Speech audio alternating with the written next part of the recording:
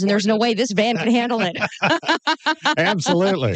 Thank you, everybody and every child in Kix Country. Absolutely. To everybody that was involved in this, we thank you from the bottom of our hearts.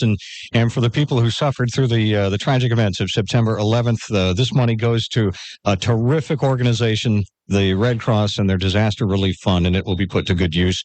By the way, you'll hear about this as part of a story that they'll be doing on the CBS Early Show with Bryant Gumbel tomorrow morning. They will include our total with some of the other things that have been done around the nation. So we have a lot to be very proud of with the school kids here locally. And all of the local TV stations are out. We have WSAV, WTOC, and WJCL 22. And so you can see Ashley and Blakely on TV tonight. Terrific. Presenting the check to the Red Cross. Thanks to everybody. Makes you proud to be an American. They can't you see?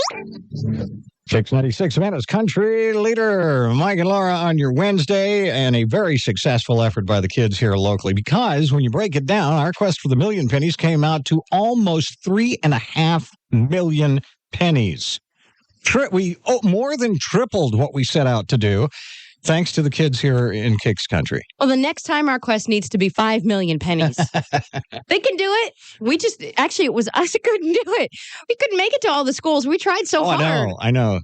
And thanks to everybody. We in addition to the school kids who helped out, thank you to those of you parents and teachers and business people throughout our community who also contributed, because you did a great job with it too. Yeah, we had some businesses who heard about it and said, hey, I'm going to put up a jar here to collect pennies. Do you mind? And we said, not at all.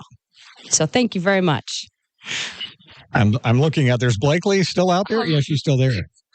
So your friend Dan is here, one of your old basketball buddies. Still around, yeah. All right. Dan's back looks fine. Yours, on the other hand, from all those basketball years. My back is hurting because of my front. You know what I mean? Yeah. And puts a little extra fat. What a lovely outfit. She has the greatest outfits. Purple velvet dress that so nicely matches the background of her jeweled sash. Well, we thank you for your participation. Thanks so much for all of that. That was good. You did the pledge very well. All right. Kix 96, Savannah's country leader. She never lets it go to her heart. And rarely to the credit card usually, but not to her. It's 9 minutes after 8, 8:09. Here, Mike and Laura on a day where the kids' final total in the quest for the million pennies almost got to 3.5 million pennies, and just shy of the $34,000 mark. I mean, it's just incredible when you stop and think about it. So that total is just fabulous. $33,946. And all of that going to the American Red Cross Disaster Relief Fund. So amazing kids, because almost all of that was in coin. Just $3,000 or $4,000 in cash. Now we're going to be talking to somebody special coming up in just a little bit here. The phone doctor, Nancy Friedman. She will be in town tomorrow with 2 seminars teaching business people telephone etiquette. And we'll be getting a preview of what she'll teach you tomorrow. And they're doing kind of a neat contest, too, that she'll probably tell you about, where you could qualify for about $1,000. So they're collecting phone horror stories. Of times you were treated very badly or whatever, and we'll get into some of that too when we talk to her. That's coming up in just a little while here, so stay with us. It's just been kind of a big morning because we're all still thrilled at what the kids did here locally. 33,946 the total in the quest for the million pennies. Mike and Laura. Kix 96, Savannah's country leader. It's 8:14, 14 minutes after 8 o'clock. 62, high up to 78. Some sunshine, some clouds today, maybe a shower. Now it may be 8:15 here, but it's 7:15 in St. Louis, Missouri, where we have Nancy Friedman, the telephone doctor, on the phone. Yeah, Nancy, how are you? Good morning. You'll be here tomorrow. Well, yes, I'm flying in today. Will my arms be tired? Flying in today. We're doing a beautiful program with the newspaper, and obviously there's a sponsor on customer service and telephone skills. Nancy, what is a telephone doctor? What the heck is a telephone doctor? Well, I'm so glad you asked. I go around the country training corporations to do a better job when the public calls. Our audience should be treated like a welcome guest when they call a company. And as you as I well know, Mike, we just talked about it. Absolutely. Sometimes we're treated like an annoyance or an interruption. So through the telephone doctors programs, whether it's our video programs or me coming around, we're able to heighten the awareness And, we don't hire bad people. I mean, nobody in Savannah ran the following ad. Wanted, rude, depressed individual. Need to insult our clients. We hire good people, but my gosh, we forget to put in the training. And isn't that incredible? I ask my audience who's driving right now and listening to us, how many of you have some sort of new employee program on customer service? You would be appalled at the lack of people who raise their hand. I don't understand that, how you can bring somebody into your office, I don't care if you're a flower shop or a huge corporation, and say, okay, there's your desk, now let's go to lunch. Doesn't compute. And today, as we also talked, it's a lot more challenging to keep the customer today. So you got to do something special. You got to be better than the next guy. Our program on Thursday and get you on the right track. And it's very true. When you call a business, that very first person that you talk to, that's the impression you're going to get of whatever that business is all about. Mike, you're so right. It's incredible. But today, and the program is titled, if you've seen some of the promotion, 6 touch points of communication. There are 6 ways to screw up a telephone call. Wow. 6 ways to screw up a relationship, I should say. You've got email, voicemail, snail mail, phone, fax, and face-to-face. And we cover all those touch points of how you communicate with a customer. Oddly enough, people say, well, we're in retail and we're person-to-person, face-to-face. But are you aware that 80% of all customer service is done on the phone? People call.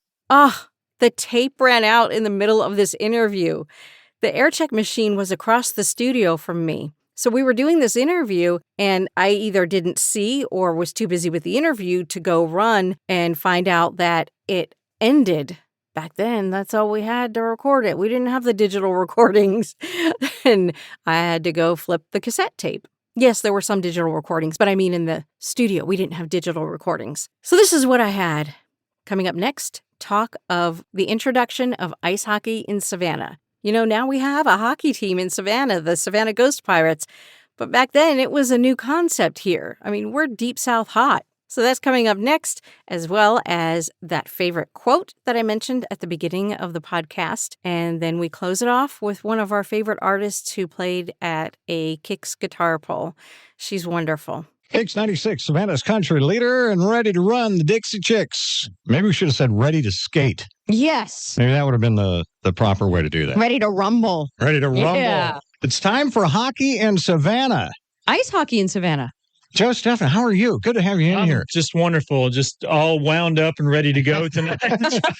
Try to get locker rooms ready and get teams in and out of the building. Now, what's your official title here that you, as far as orchestrating this? Yeah, I'm president of Hockey Savannah, and it's myself and a couple other local folks who are trying to eventually bring a professional hockey team here to Savannah. So this is our first big step in bringing it here for one night and taking it from there. And now that's tonight, and the game actually begins at what? 7 o'clock at the Civic Center. Yeah, and we got a little bit of a pregame show going on tonight, so we'll probably drop the puck about 10 minutes after 7. And when they drop the puck, that's called a what, Laura? Goal? See, you're gonna have there's got to be some education to this. It's a face-off. Oh, that's right. Yeah. That's all right. I put you on the spot there. But see, hockey to a lot of people, it's a regional kind of thing in a lot of ways, except that on the professional level, it has caught on in southern areas as well. So it's just something that people need to go to a few times. And the next thing you know, you're talking offsides and icing and the whole thing. Yeah, It's not a terribly difficult game to understand, especially if you're there in the building. It's a bit hard to watch on TV because you don't see the whole thing, but the rules are very similar to soccer.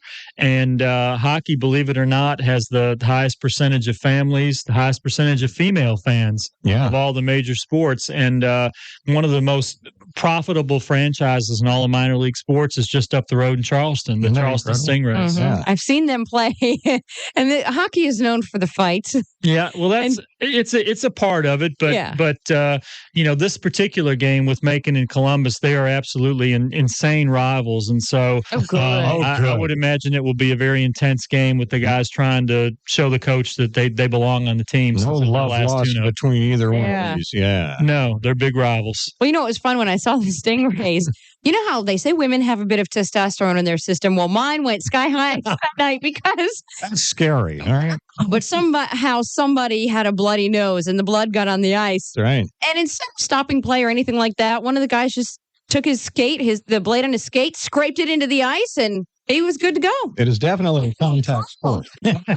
That's part of the appeal of hockey, not so much the blood, but the speed of it. Because unlike sitting at a baseball game where if it's a real nice night and you're comfortable, you may just take a nap. Right. At a hockey game, it's continuous action, and they really don't stop for anything. And that's why I think a lot of kids enjoy it, and people that haven't seen the sport, at least that they're going to be entertained. And we've got a lot of little things going on tonight that'll make it a lot of fun. Terrific. And this is something we were talking about before.